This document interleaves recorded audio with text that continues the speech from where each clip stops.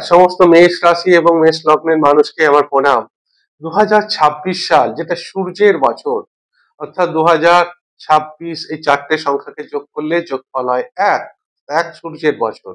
আর সূর্য মেষ রাশির সব থেকে যোগকারক গ্রহ, পঞ্চমপতি। তো এই বছরটা মেষ রাশির জীবনে অনেক কিছু শুভ ওয়েট করে আছে। অনেকে বলবে যে মেষ রাশির তো সাড়ে সাথী চলছে। আরে পিছনে 1 বছর ধরে সাড়ে সাথী চলছে, আপনি ভয় পেয়েছেন, তাতে মেষ রাশির মানুষের কিছু যায় আসে না।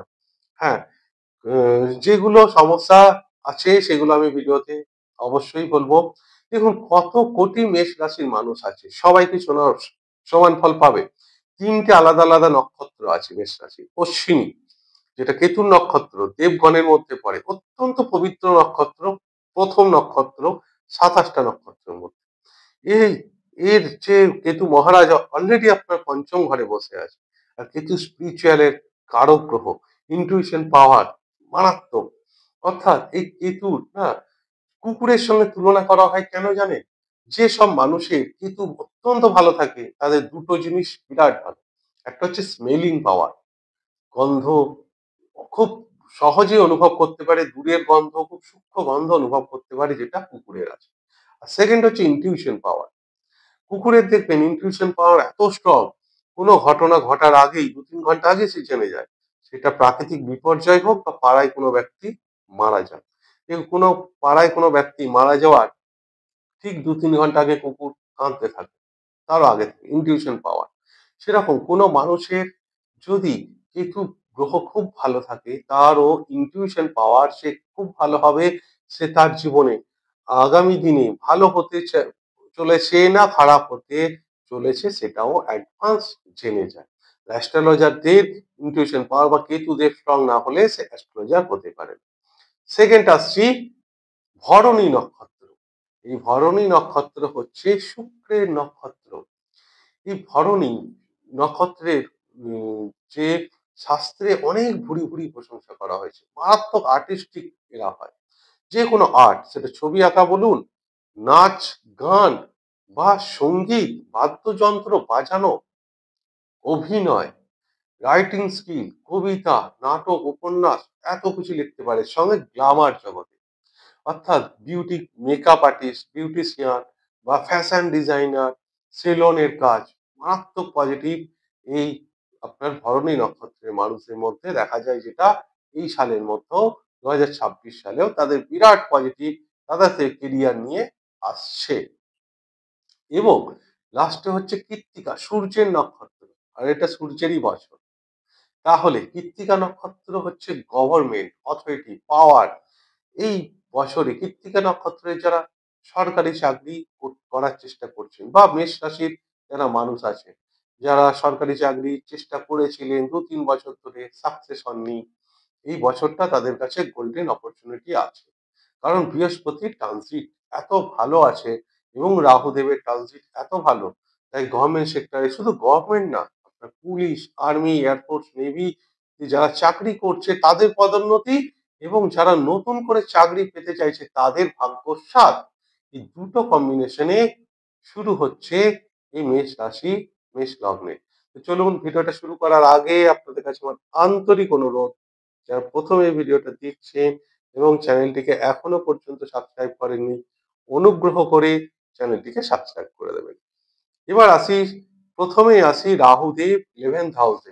বেস্ট রাহুদেবের ঘর, মানে একাদশ ঘরটা এমন একটা ঘর, 9টা গ্রহ এসে বসার জন্য ততস্থ থাকে। কত মারাত্মক ঘর এটা! ইনকামের ঘর, অর্থের ঘর। সেখানে রাহুর মতো গ্রহ এক্সট্রা অর্ডিনারি রেজাল্ট দেয়, এত ভালো রেজাল্ট দেয়।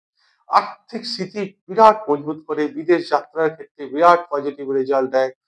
উম, মানে একের অধিক ইনকাম, এছাড়াও শেয়ার মার্কেট থেকে আনএক্সপেক্টেড গেইন, এইসবগুলো রাহু দেখায়। কিন্তু যেহেতু পঞ্চমে কেতু বসে আছে, শেয়ার মার্কেটটা একটু সাবধানে আপনাকে করতে হবে, বুঝে শুনে। এই একাদশে রাহুর একটা নেগেটিভ হচ্ছে, এটা হচ্ছে বন্ধুর জায়গা।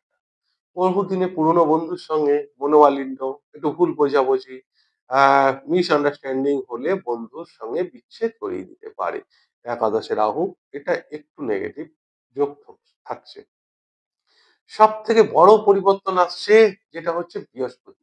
দেখুন, সে ভাগ্যপতি, এখন আপনার থার্ড হাউসে আছে, মানে সে বছরের শুরুতেই থার্ড হাউসে থাকবে। কিন্তু মেষ রাশির সব থেকে যে জানুয়ারি মাসটায় শুরু হচ্ছে, সেটা একটা মিরাকেল, যেটা বিগত 20-30 বছরে হয়।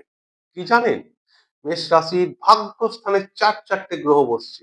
আপনার রাশিপতি মঙ্গল, আপনার পঞ্চমপতি সূর্য, লগ্নপতি পঞ্চমপতি একসঙ্গে ভাগ্যস্থানে। সেটা ধনু রাশি, অগ্নিতত্ত্ব রাশি, অগ্নিতত্ত্ব গ্রহ দুটো সঙ্গে বসছে আপনার দ্বিতীয় পতি, সে শুক্র এবং আপনার বুধ গ্রহ। তাহলে বছরের শুরুতেই ভাগ্যস্থানে চারটে গ্রহ নিয়ে দৌড়ানো শুরু করবে মেষ রাশির মানুষরা, যেটা সাড়ে সাতি কিছুই করতে পারবে না। হ্যাঁ, সাড়ে সাতিতে আসি। দেখুন, শনিদেব 12 নম্বর ঘরে বসে আছে, খরচের ঘরে বসে আছে। এখানে কি হবে? খরচ বৃদ্ধি পাবে, কিন্তু এটা হসপিটালের ঘর, লিটিগেশন, কোর্ট, পুলিশের ঝামেলার ঘর।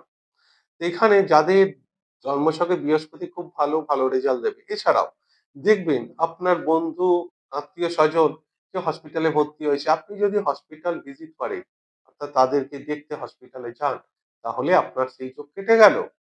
এছাড়াও কোনো রুগীকে আপনি একটু ওষুধ ডোনেট করলেন বা ফল দান করলেন, সেটাও একটা বিরাট পজিটিভ যোগ শনির এই দ্বাদশ ঘরে। হ্যাঁ, খরচ একটু বাড়বে, সেই জন্য আপনাকে ফান্ড ম্যানেজমেন্ট শিখতে হবে। অর্থাৎ শনি 12 নম্বর ঘরে বসে তৃতীয় দৃষ্টি আপনার অর্থের ঘরে পড়ে। আপনাকে শনি বলতে এসছে যে মিতব্যয়ী হও, যতটুকু প্রয়োজন ততটুকু খরচ করো, অপ্রত্যাশিত খরচ করো না, যেগুলো প্রয়োজন নেই সেই খরচা করো না। 12 খরচের ঘরে বসে অর্থ ঘরে শনির দৃষ্টি, এটা। এছাড়া যে হ্যাঁ, পরিস্থিতির কারণে কিছু কিছু সময় আপনার ইচ্ছা না থাকা সত্ত্বেও হয়তো আপনার মান সম্মানের খাতিরে হোক, সৌজন্য বোধের খাতিরে হোক, আপনাকে খরচ করতে হবে। সেই জন্য আপনাকে সঞ্চয়ও শিখতে হবে।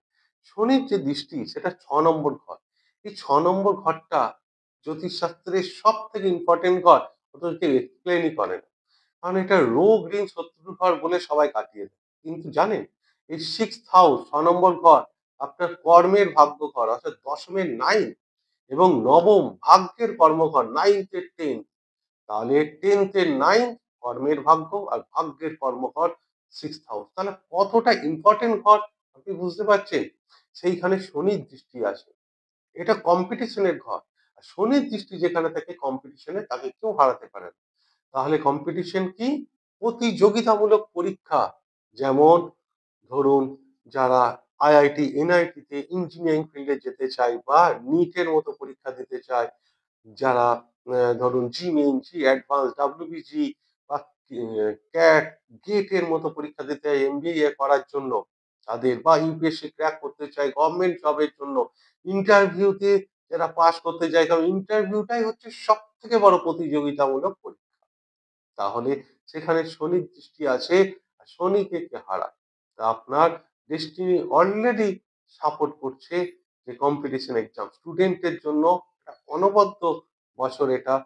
কারণ 6 জুনের পর বৃহস্পতি আপনার চতুর্থ ঘরে এসে উচ্চ অবস্থায় থেকে যাবে। সেখানে প্রপার্টি রিলেটেড বিরাট পজিটিভ রেজাল্ট দেখতে পাবে। নতুন কোনো প্রপার্টি কিনতে পারেন, প্রপার্টিতে ইনভেস্ট করতে পারেন, প্রপার্টিতে ইনভেস্ট করে প্রপার্টি রেন্ট দিয়ে সেখান থেকে ইনকাম, গাড়ি বাড়ি রেন্ট থেকে ইনকাম, এবং মায়ের একটা বিরাট সাপোর্ট, যে মায়ের থেকে ইনহেরিটেন্স এর কোনো সাপোর্ট বা আর্থিক সাহায্য মায়ের থেকে পাওয়ার প্রবল যোগ মেষ রাশি, মেষ লগ্নের মানুষদের এই বৃহস্পতি যখন 6 জুনের পর আসবে। কিন্তু মজার ব্যাপার, সে 10th অক্টোবর পর্যন্ত থাকবে, তারপরে পঞ্চম ঘরে চলে যাবে।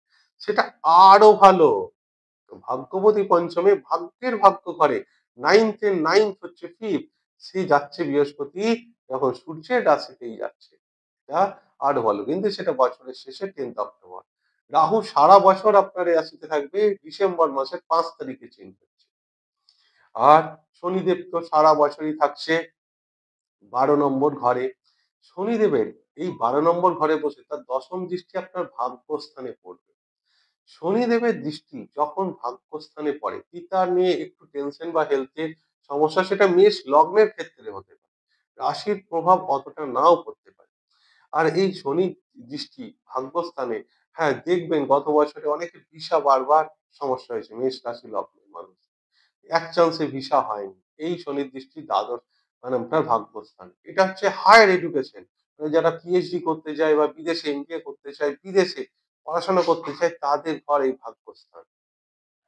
তো সেখানে শনির দৃষ্টি একটু ডিস্টার্ব করে কিন্তু শনি অবস্ট্রাগল করায় না, আটকাবে না।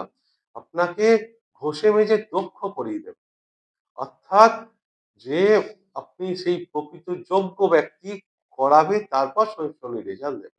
অর্থাৎ শনি যদি একবার কোনো কিছু দিয়ে দেয় সেটা কেড়ে নেয়। তাই এখানেও বিরাট যে কিছু নেগেটিভ রেজাল্ট সেটা কিন্তু না। এই বছর প্রচুর ট্যুর ট্রাভেলস আছে। এবার বীরের জায়গাটা অত্যন্ত ভালো আছে কারণ দেখুন বৃহস্পতির দৃষ্টি সপ্তম ঘরে থাকছে সেকেন্ড মানে 6 জুন তক।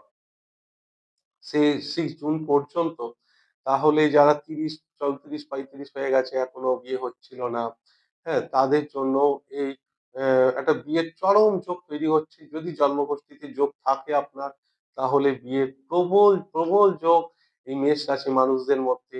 বৃহস্পতি সন্তান কারক গ্রহ, সন্তানের এডুকেশনের জায়গাটা ভীষণ ভালো। কিন্তু সন্তান ঘরে কেতু বসে আছে।